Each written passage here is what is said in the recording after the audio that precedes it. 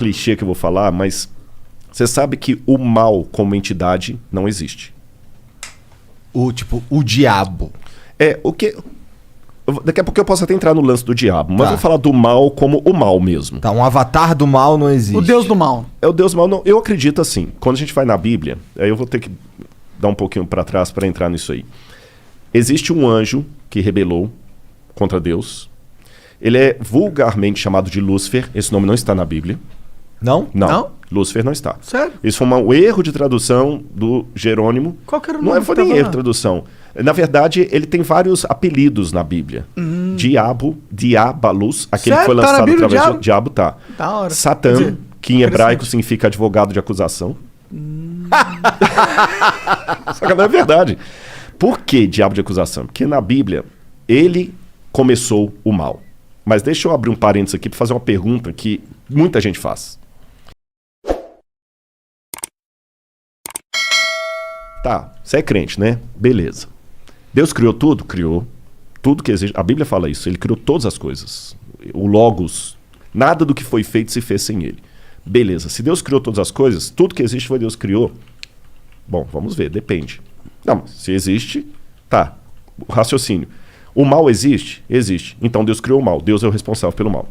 Mas por isso que eu falei no início, o mal não existe. Em que sentido?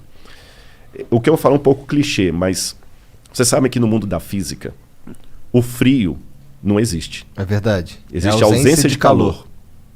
Uhum. O Tanto que escuro existe não um existe. limite pro frio. Exatamente. Existe a ausência de luz. É. Então, o mal também, nesse sentido, é como o frio, é como a escuridão.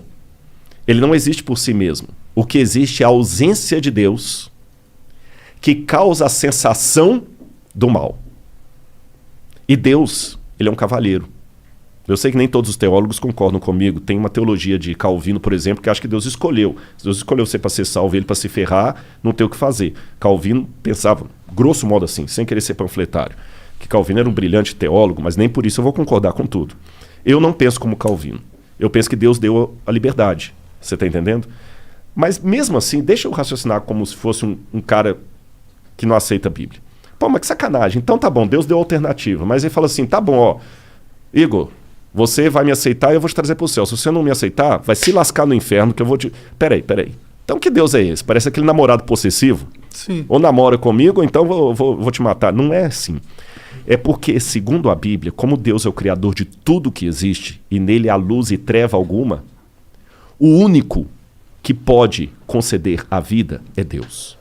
Então, quando Deus fala desesperadamente, meus filhos, aceitem-me, porque senão vocês vão se lascar, não é como o namorado possessivo que fala com o menino assim, ou namora comigo, senão eu vou pegar um revólver e vou te matar. Não é isso. Seria mais ou menos como se a água pudesse dizer para o peixe, fique em mim, peixe, senão você vai se lascar. Quando a água fala assim, não é porque a água é possessiva. Eu estou usando uma onomatopeia aqui, né? Uhum. Não é porque a água é possessiva, não é porque a água é namorado. É porque não dá para viver fora. É porque não dá para viver fora. Então, quando Deus apela, filhos, vivam em mim, porque senão vocês vão se lascar, é porque Ele nos ama. Eu não estou aqui para pregar, não é púlpito, mas isso faz parte da minha essência. Por isso que, para mim, o menininho me cumprimentando aqui do lado, cara, não é só eu simplesmente falar assim, pô, que legal, eu sou famoso. Não. O assunto que eu falo é arqueologia. É porque se o que eu falo for verdade, eu não posso ficar calado, Igor. Você está entendendo? E aquele lance que eu falei da cruz de Cristo, os romanos crucificaram milhares de pessoas. Mas aquela crucifixão de Jesus de Nazaré foi diferente. Por quê? Vou te falar por quê. Vou contar uma historinha para você. Um rei, vou responder igual Jesus. Jesus contava uma história quando o pessoal perguntava. Um rei uma vez deu uma regra no reino dele. Ninguém pode roubar. Se alguém roubar, eu vou mandar arrancar os 2 olhos. Cara, funcionou, ninguém roubava. Você podia dormir com a porta aberta, o cara das trancas nem vendia tranca. Delegacia só quando era uma briga, assim. Até que um dia chegaram pro rei e falaram assim, majestade, nós pegamos um rapaz roubando aqui, a sua lei fala que tem que ter os 2 olhos arrancados. Ele falou, tudo bem, só que tem um problema, é o seu filho. É o príncipe. E aí? Vocês têm filhos? Tenho. Eu não tenho. O que você faria, monarca? Você é o rei. Se eu sou o rei, eu mando arrancar os olhos. E você, Igor?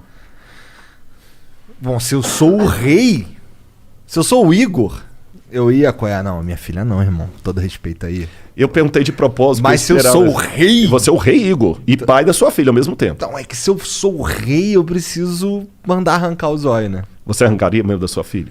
Pensa nela agora. Cara, olha, se a gente quiser entrar nessa, eu forjaria a morte, eu executaria de mentira, exilaria a minha filha pra algum lugar, porque aí eu consigo manter o rei que pune quando alguém rouba e consigo salvar a vida da minha filha, só que eu não consigo manter ela perto de mim. Uhum. E teria uma coisa também. Você nunca ia poder olhar nos olhos da sua filha e falar, você tem um pai honesto. Verdade. Ah, mas por isso eu falaria. É porque o negócio do rei, de você não... É porque é um mau exemplo. Porque aí você abre a permissão, entendeu? E aí você vai ter uma... Se eu sou o rei, manda lá pro STF, lá no Brasil. Lá. Nem entra nisso porque eu não quero que o Flow tenha problemas. Nem eu. Bom, mas eu também não seria um rei que ia colocar roubo com perda de olho, né? Ah, funcionou. Ninguém roubava. Ah, mas funcionou porque é uma pena muito punitiva. Mas poderia ser uma pena não tanto punitiva que também funcionaria, talvez, né? Posso dar a solução bíblica para responder a pergunta dele? Por quê? Esse rei falou o seguinte: palavra de rei não volta atrás. E ele tinha um dilema, porque se ele mandasse arrancar os olhos do filho, o pessoal falou assim, pô, esse cara não tem misericórdia nem do filho, quanto mais da gente. É uma mensagem bem forte. Bem forte. Se ele poupasse o filho, o pessoal também fala assim, pô, se fosse o filho da faxineira, sabe o que ele fez? Ele falou o seguinte, como rei eu não posso voltar a palavra atrás. Mas como pai que ama, eu não tenho filho, tá, Monark? O Igor vai entender, o Igor tem mais autoridade para falar isso, que ele tem uma filha, eu não tenho. Tem duas. Como pai, eu também não posso negar a salvação pro meu filho que errou, mas está arrependido. São 2 olhos que a lei quer, são 2 olhos que a lei terá. Pode arrancar os meus olhos e deixa o meu filho. Quando o mal surgiu no universo, o mal existia... Tem um lance em filosofia que eu não quero... Vou tentar mastigar para ficar mais fácil. Vocês ouviram o Pondé aqui, com muito mais propriedade do que eu, que chama-se metafísica. Foi a matéria mais difícil que eu estudei em filosofia. Metafísica é a doutrina do ser. Tudo que existe primeiro em potência, depois em ato. Eu não tenho filho, nem o Monark. Nossos filhos existem em potência. As suas filhas existem em ato. É potência mesmo, né, Monark? Não tem ninguém... É potência. É potência, mas pode ficar tranquilo. Não tem nenhuma certidão para ser reclamado, não. Nenhum DNA, não, brincadeira.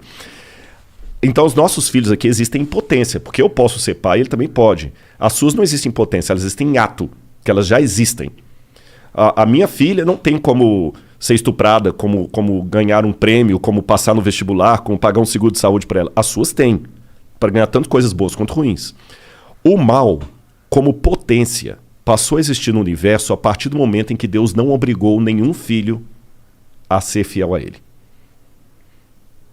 Eu criei vocês e vocês estão livres.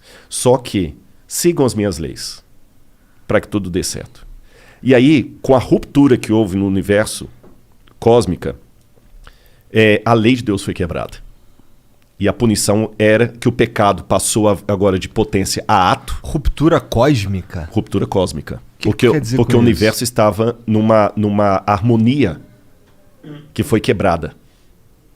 Você entendeu? Não era plano de Deus que criança e leucemia estivessem na mesma frase. Não era plano de Deus. Deus não queria isso. Deus não queria a pancada que você ganhou no seu carro hoje. Deus não queria isso. Mas aconteceu. Ele sabia que ia acontecer. Aí alguém fala, pô, sacanagem, se ele sabia, por que ele deixou? Aí que vem o Lúcifer, o vulgo Lúcifer, né? Que Lutíferos, que é um nome que vem do latim, que não está na Bíblia, como eu falei. Mas vamos chamar de Lúcifer assim mesmo. Vem o Lúcifer, que faz toda a rebelião e tudo. E a sentença agora é a morte. Aí a segunda pessoa da divindade, que é Jesus, fala assim, tudo bem. São 2 olhos que a lei quer, a lei está exigindo a morte, eu vou morrer no lugar da humanidade. Então, na crença bíblica tradicional, o fato de Cristo morrer na cruz do Calvário, que não foi apenas um carinha que rebelou contra Roma, ele morreu a morte redentora. Por isso a gente chama de Cristo Redentor. Ele morreu no lugar do pecador. Ele que não era pecador morreu. Por isso que no Antigo Testamento sacrificava um cordeiro inocente para representar o Cristo. Ele morreu. E é graças à morte dele que hoje, se algum de vocês